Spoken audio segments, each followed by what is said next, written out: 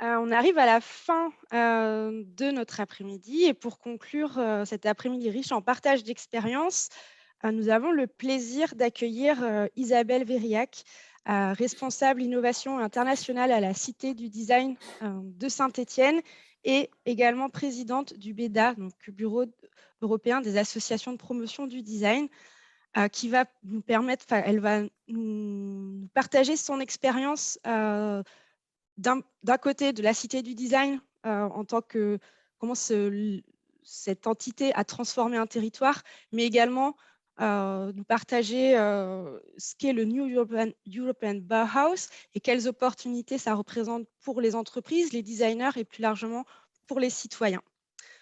Isabelle, tu as la parole. Bonjour à tous, merci pour cette invitation et je suis ravie de conclure cette magnifique après-midi de conférences et de témoignages sur ce thème qui nous est cher à tous, comment intégrer le design. Donc, félicitations à tous les acteurs de ce programme, à tous les conférenciers et pour la réalisation de toutes ces actions que vous avez pu faire avec les entreprises. Donc, effectivement, je vais vous parler avec mes deux casquettes, à la fois en tant que directrice de l'international à la Cité du design et de l'innovation, et puis en tant que présidente du BEDA, donc à une échelle plutôt européenne et de réseau pour voir le niveau d'intégration du design, l'impact que peut avoir le design et le rôle des politiques public en Europe. Hop, alors, attendez. Donc, premièrement, quelques mots sur la Cité du design. Nous sommes un acteur comme vous tous, avec pour mission de diffuser le design auprès des PME, notamment. C'est une de nos 3 activités. Donc, pour ceux qui ne connaîtraient pas la Cité du design, nous sommes à Saint-Étienne, en France. La cité a été créée autour de l'École supérieure d'art et de design de Saint-Étienne, qui a été créée en 1803, déjà à la demande des industriels du textile. Donc, l'importance de ce volet économique et de ce rôle entre design et entreprise est vraiment l'ADN de notre création. Ensuite, donc c'est une école d'art qui était là pour apporter du dessin. Ensuite est né un département de design avec cette notion plus d'usage, justement, centrée sur les usagers. La question de la promotion, qui est clé, comme l'a montré vos témoignages, chez nous est arrivée en 1998 avec la réalisation de la première Biennale internationale de design de Saint-Étienne. Et en 2005, nous avons vraiment créé un syndicat mixte pour pouvoir développer cette mission d'accompagner les entreprises et en particulier les PME dans l'innovation pour innover avec le design. Ensuite, nous avons été une ville UNESCO labellisée ville créative de design. Nous sommes aujourd'hui encore la seule en France, pour vous montrer que c'est aussi tout un territoire, la ville de Saint-Étienne et Saint-Étienne Métropole, qui s'est emparée de cette question du design. Donc, quand on parlait du rôle des gouvernements et aussi le rôle des villes et des métropoles pour pousser cette intégration du design. Enfin, en 2020, nous avons créé une filiale qui s'appelle Cité Service, parce que justement, cet accompagnement pour les entreprises prenait une dimension trop importante pour un établissement public que nous sommes. Nous sommes un établissement public de coopération culturelle et il fallait trouver un moyen d'augmenter cet accompagnement de manière justement plus commerciale. Et nous avons créé cette filiale, 100% filiale de la Cité du design pour accompagner les entreprises et les collectivités. Donc, on va retrouver, c'est assez unique en France, ces 3 missions. C'est aussi ce qui va faire notre force et qui est une manière de répondre à tous vos questionnements, comment on peut accompagner les entreprises. C'est un mélange d'enseignement, effectivement, c'est très, très important. On a toujours besoin d'enseigner. Donc, nous avons une école supérieure d'art et de design, l'ESSAD, mais c'est aussi développer de la formation continue pour les entreprises et les collectivités. Nous avons la diffusion, donc à partir avec la Biennale internationale du design, mais aussi des expositions permanentes pour tous les publics, pour les enfants comme tous les adultes.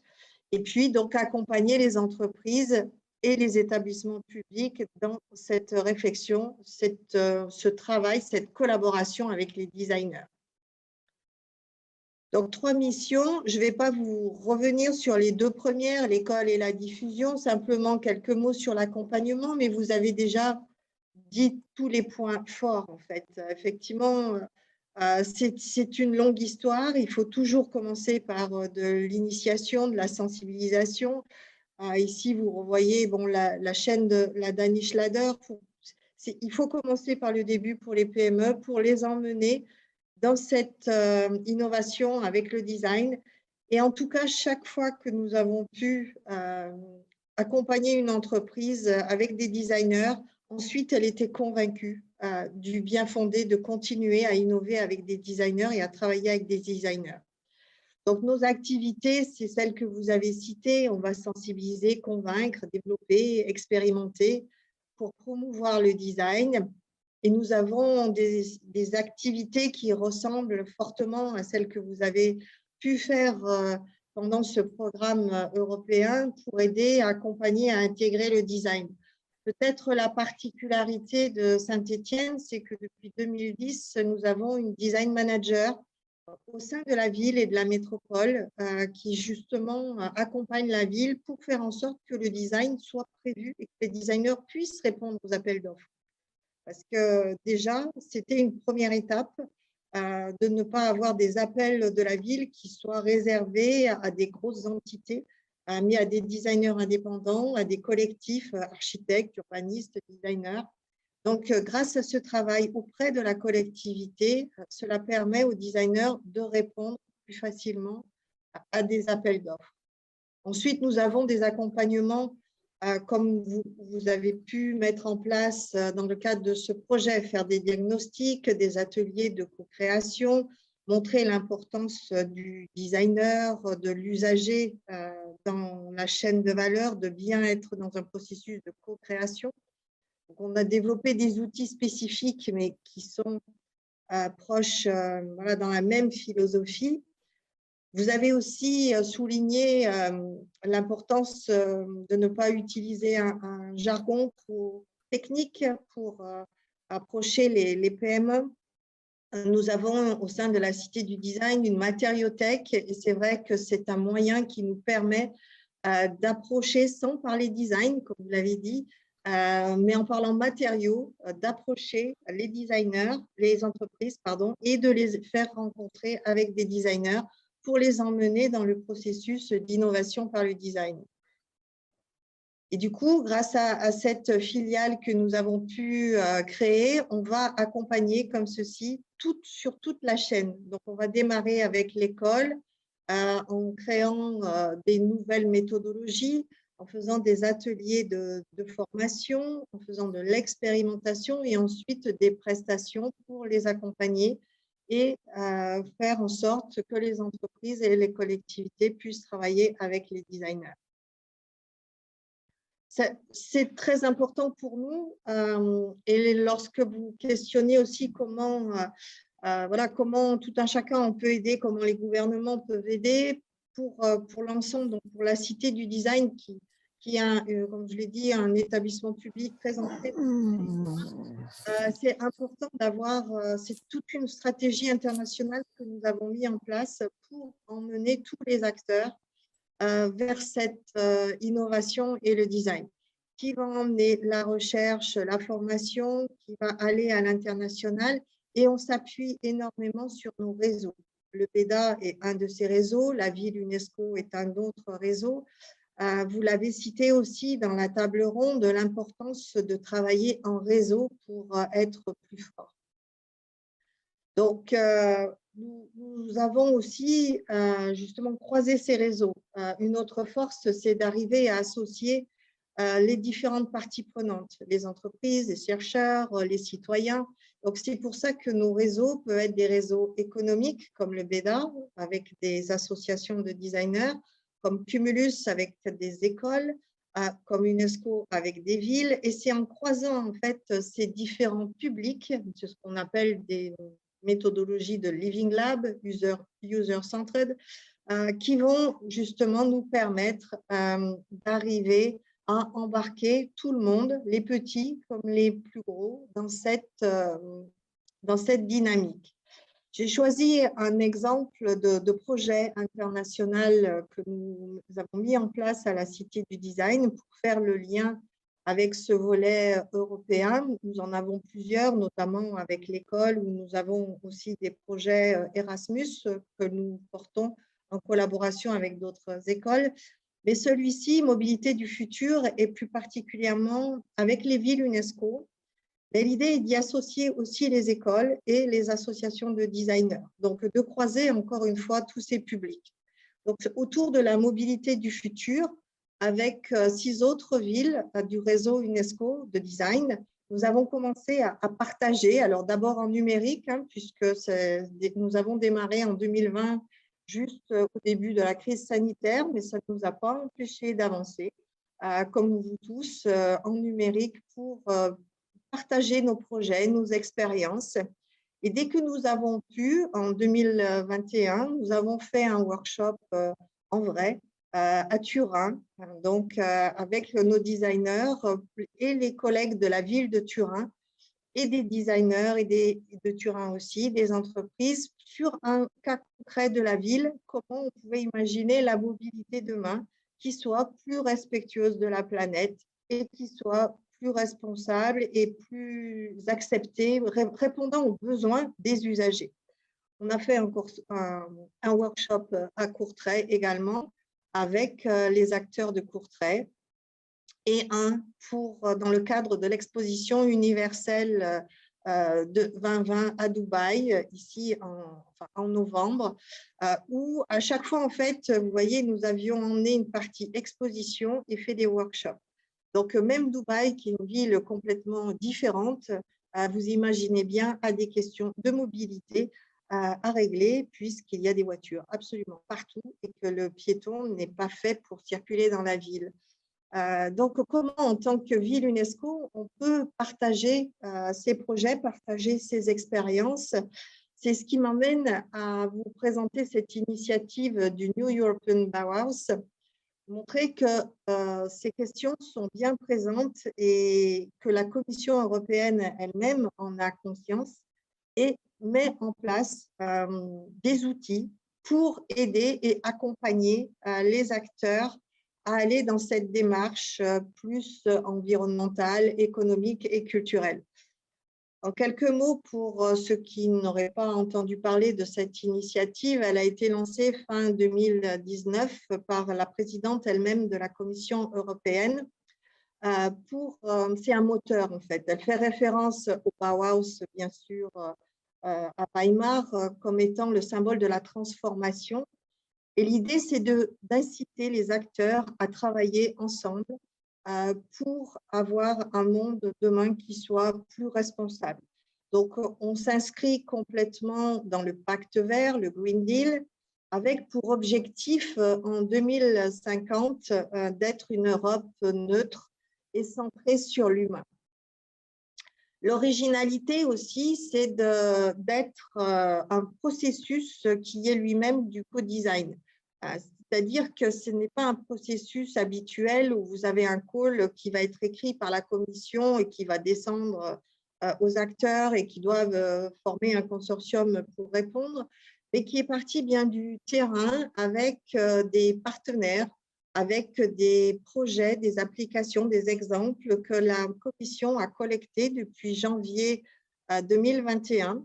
Et le BEDA, donc, a été le premier partenaire de ce New European Bauhaus, puisque nous avons accompagné l'équipe même du New Bauhaus dans la construction, dans la co-construction même de cette initiative. J'en profite ici pour saluer les différents membres du BEDA français, dont la PCI, avec Lucille qui est présente aujourd'hui. Et nous sommes très fiers d'avoir autant de membres français dans ce réseau européen. La mission du BEDA va être justement de faire en sorte que le design soit bien intégré dans ces politiques européennes. On a parlé, et Lucille en a parlé pour avec la PCI tout à l'heure, de l'importance que le design soit intégré dans la politique nationale, avec justement la création du Conseil national, suite au travail que nous avons fait tous ensemble pour les assises du design. Là, on est au niveau européen et c'est très important qu'il soit intégré. Et c'est aussi un moyen d'emmener en fait les acteurs du terrain en disant regardez, aussi au niveau de l'Europe, il se passe des choses, le design est présent et c'est un moyen de redescendre de l'échelle nationale, régionale et locale. Aujourd'hui, il y a plus de 300 partenaires de cette initiative qui a donc 3 piliers qui est la beauté, l'esthétique, mais derrière cette esthétique, c'est tout ce qui est participatif, le durable, l'écologique, comme on l'a dit, et l'inclusif. Donc, on va trouver à la fois ces 3 piliers, économique, culturel et social. Et c'est tous ensemble, et là aussi, c'est un des axes, un des prérequis de cette initiative, de travailler en interdisciplinaire, d'associer des designers, des entreprises, des architectes et le citoyen.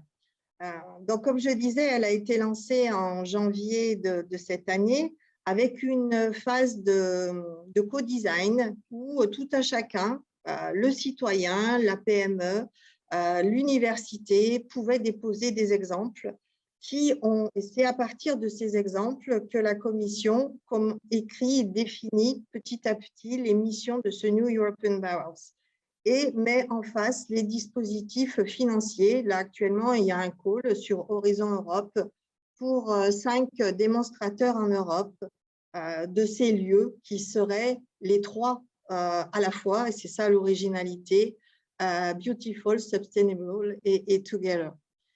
Cela crée vraiment un enthousiasme. Nous-mêmes, donc avec la Cité du Design, nous avons fait des workshops avec les acteurs du territoire, et de savoir que l'Europe